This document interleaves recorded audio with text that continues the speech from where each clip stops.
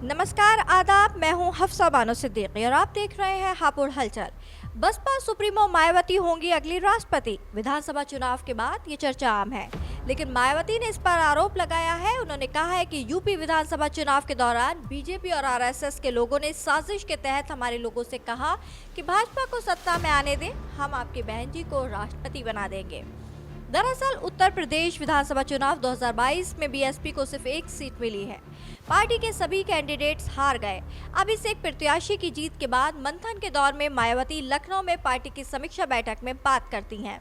Party के सभी 403 प्रत्याशी और विधानसभा प्रत्याशी सहित करीब 1500 से ज्यादा बसपा के पदाधिकारी इस मीटिंग में पहुंचे हैं।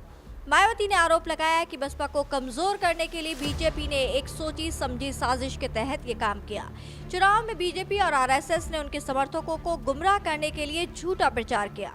बसपा कार्यकर्ताओं ने कहा कि अगर विधानसभा चुनाव में बीजेपी को जीतने दिया जाए तो मायावती को राष्ट्रपति बना दिया जाएगा। चुनाव में बीएसपी की हार के कारण बताते हुए मायावती ने ये बात कही। मायावती ने कहा, भाजपा ने आरएसएस के जरिए हमारे लोगों में ये प्रचार करवाया कि यूपी में बीएसपी की सरकार नहीं बनने पर आपकी बहन जी को देश की राष्ट्रपति बना दिया जाएगा। इसीलिए आप लोगों को भाजपा को सत्ते में आने देना चाहिए। जानते हैं मायावती ने आगे क्या कहा।